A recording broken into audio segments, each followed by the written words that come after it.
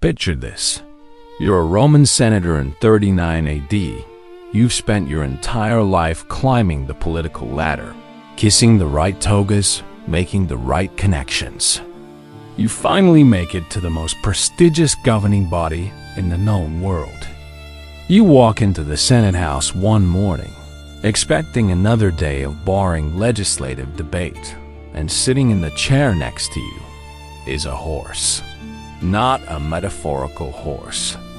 Not a guy who looks like a horse. An actual, literal, four-legged, hay-eating horse. And he outranks you. Welcome to History's Hot Mess, where we dive into the most spectacularly insane moments in human history, using the gorgeous classical art that somehow made them look dignified. I'm your host, and today we're talking about Caligula, the Roman emperor who was so unhinged. He makes your worst boss look like a productivity guru. This is the story of how absolute power corrupts absolutely, and how one man's mental breakdown nearly destroyed the greatest empire in ancient history. And yes, the horse thing really happened. Before we dive into this beautiful disaster, if you're here for history that's equal parts educational and absolutely unhinged, you're in the right place. Hit that subscribe button and ring the notification bell, because we're just getting started with royal disasters. And trust me, they only get messier from here. Seriously, Caligula makes Game of Thrones look like a children's bedtime story.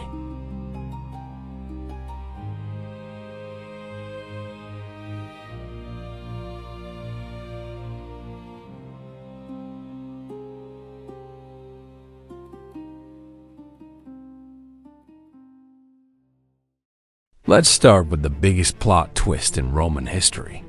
Caligula wasn't always completely insane. I know, shocking.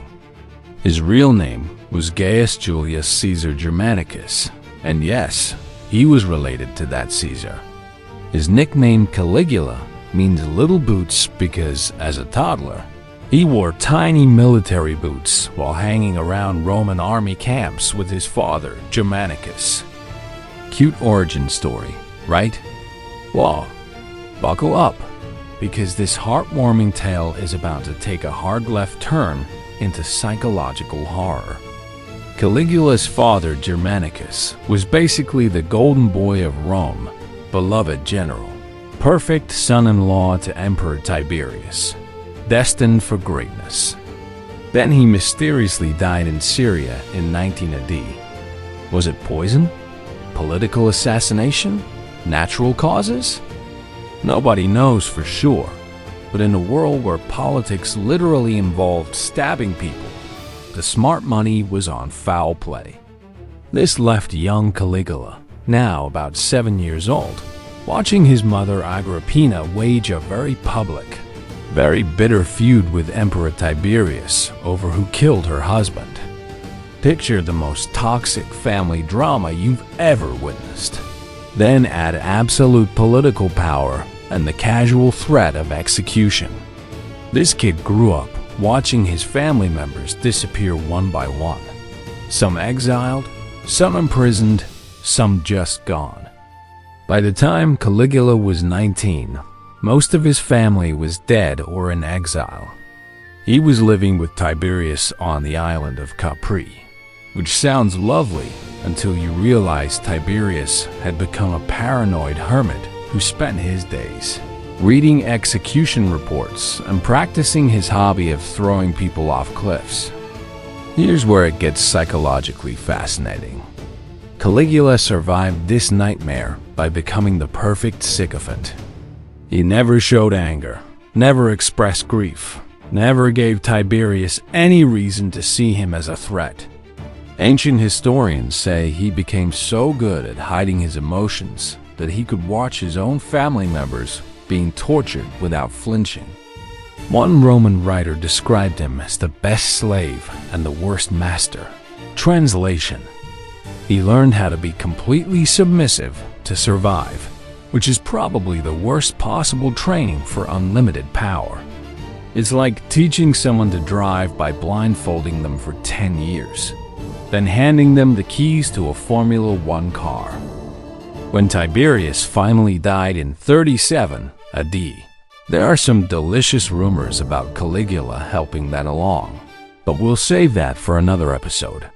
Rome threw the biggest party in imperial history. The guy they'd been stuck with was a paranoid recluse who'd spent his later years basically terrorizing the empire from his pleasure island. Now they were getting his young, charismatic, supposedly stable great-nephew. And at first, Caligula was absolutely fantastic. I mean, legitimately great. He freed political prisoners, gave bonuses to the military, held spectacular games, and basically acted like the generous, people-loving emperor Rome had been desperate for. The people adored him. The Senate thought they'd hit the jackpot. Everyone was convinced they'd dodged the crazy bullet. He paid off Tiberius's debts, recalled exiles, and published the imperial budget because transparency is good governance, right?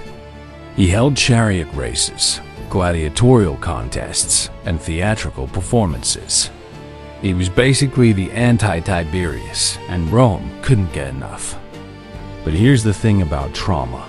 It doesn't just disappear because you get a promotion. All those years of suppressing every natural human emotion, of watching family members vanish, of living under constant threat of death. That psychological pressure was building like a volcano, and Rome was sitting right on top of it. The first sign something was wrong came about 8 months into his reign. Caligula got sick, really sick. Fever, delirium, the works. Rome held its breath. They'd just gotten their perfect emperor, and now he might die? The entire empire basically prayed for his recovery. And then he got better. Physically, anyway. Mentally. Well, let's just say the man who woke up from that fever was not the same person who had gone to sleep. The change was subtle at first. Caligula started making interesting decisions. He began having people executed for incredibly petty reasons. A senator made a joke about his appearance. Death. Someone forgot to mention his name in a prayer. Also death. A gladiator fought poorly.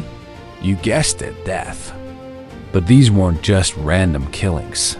They were theater.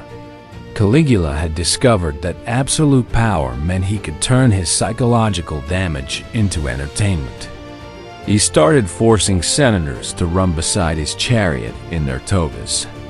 Picture your most dignified grandfather being made to jog alongside a sports car in his pajamas, and you'll get the idea. He made high-ranking officials fight in gladiatorial games, not to the death, but just humiliating enough to remind everyone who was in charge. He'd invite dinner guests over, then spend the evening describing in graphic detail how he could have them killed whenever he wanted, all while they tried to enjoy their wine and pretend this was normal conversation. And then came the spending. Oh, the spending. Remember how I mentioned he was fiscally responsible at first? Well, that lasted about as long as a New Year's resolution. Caligula discovered that being emperor meant access to the largest treasury in the ancient world, and he treated it like his personal Amazon account with unlimited credit. He built a temporary floating bridge across the Bay of Naples, 3 miles long, just so he could ride across it wearing Alexander the Great's breastplate, because apparently walking around water was for peasants. The bridge served no purpose except to let Caligula live out his fantasy of being a legendary conqueror. He started construction projects that made no sense. A palace that extended into the sea.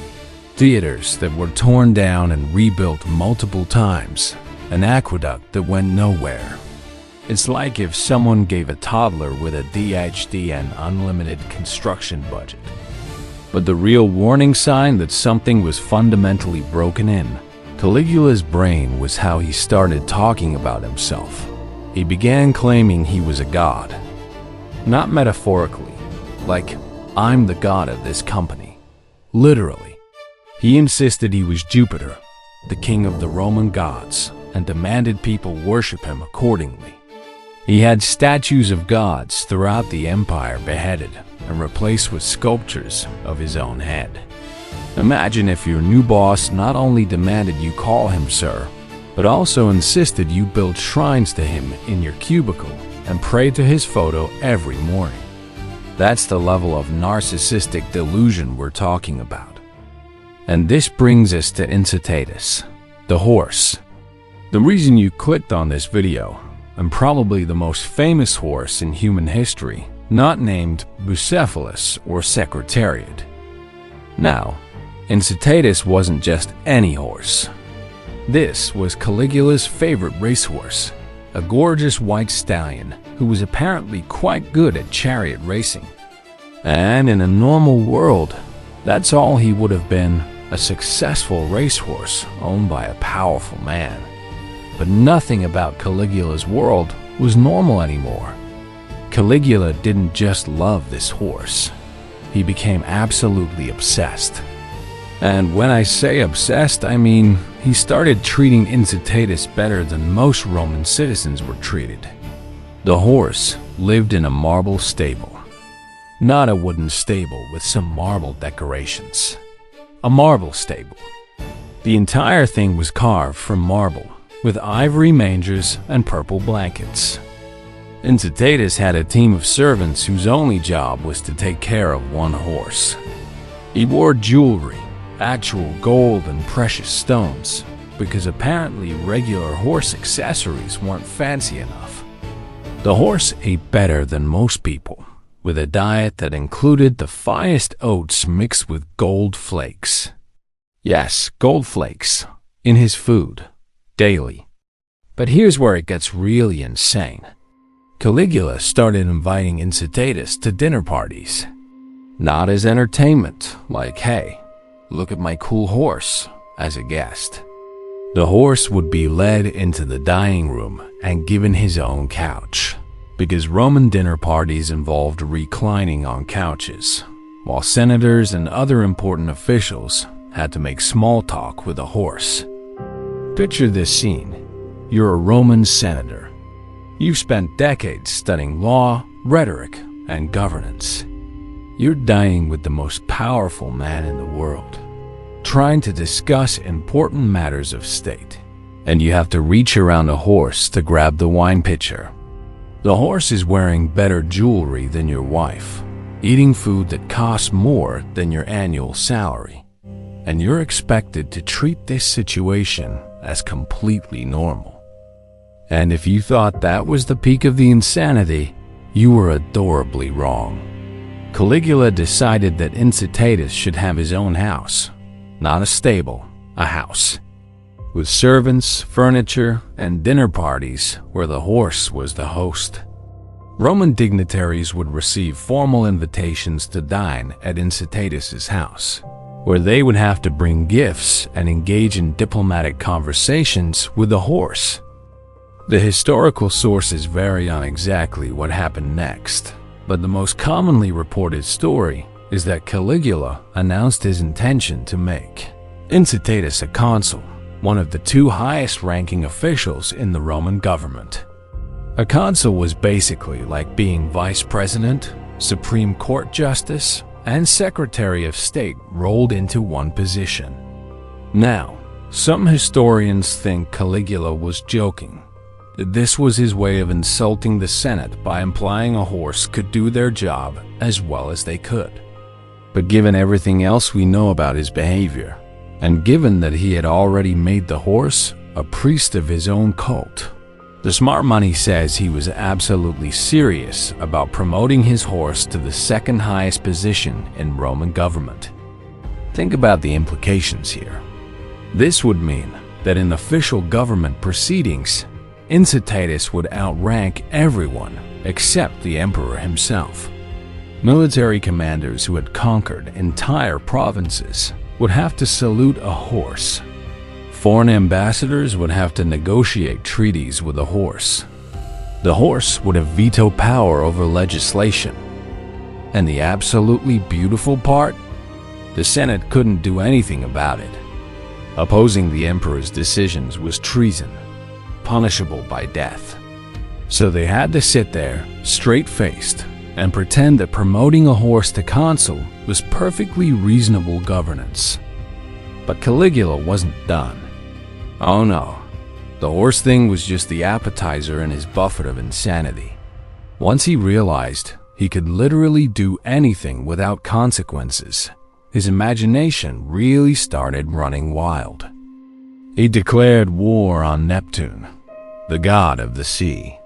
Not metaphorically. He literally ordered his army to march to the beach and attack the ocean. Soldiers were commanded to stab the waves with their swords, throw spears into the water, and collect seashells as spoils of war to bring back to Rome as proof of their victory over the sea god. Imagine being a battle-hardened Roman legionnaire, having fought Germanic tribes and conquered foreign lands, and your emperor orders you to wage war against literal water. These soldiers had to stand there in full military gear, stabbing the ocean while their commander screamed at Neptune to surrender. He also decided he wanted to be worshipped in the Temple of Jerusalem, which was problematic since Jewish law forbade any graven images in their holiest site.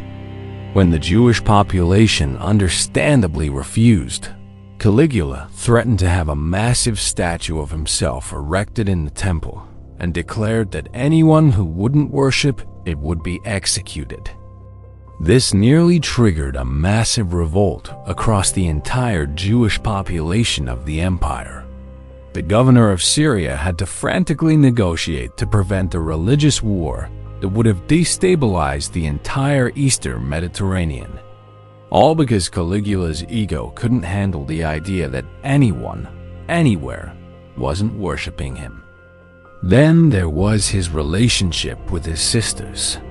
Roman emperors marrying within their family wasn't unheard of. Cleopatra did it, after all, but Caligula took it to disturbing new levels.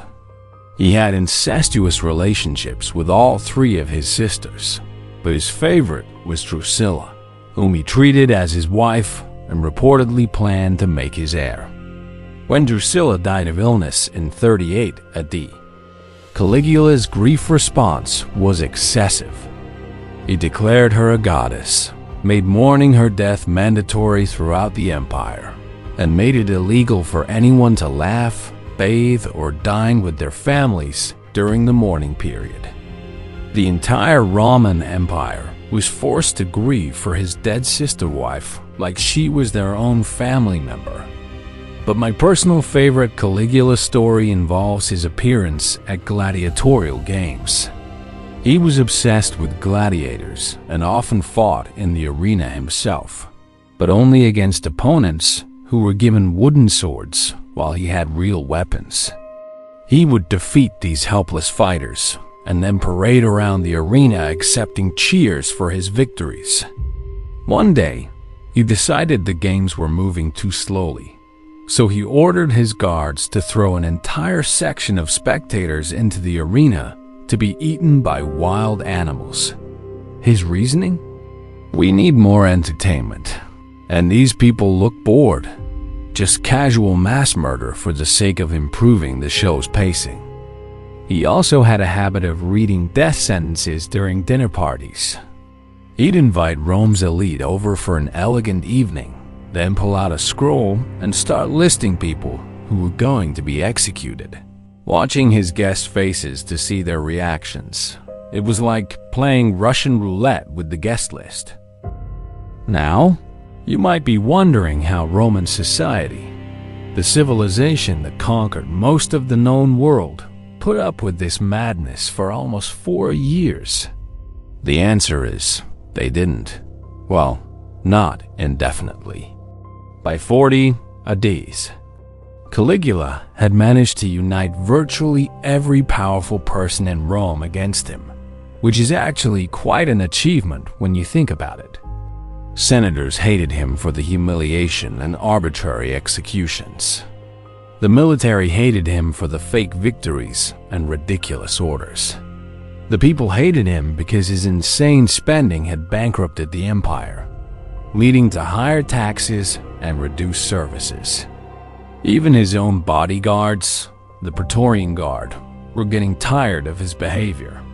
These were professional soldiers whose job was literally to die protecting the emperor, and they were starting to think maybe Rome would be better off without this particular emperor. The conspiracy that finally formed against him included senators, military officers, and members of his own household staff. The plot was led by Cassius Chaerea, a Praetorian tribune whom Caligula had repeatedly humiliated by giving him passwords like love and kiss, basically forcing this tough military commander to say cutesy words every time he needed to do his job. The final straw came during the Palatine Games in January of 41 AD.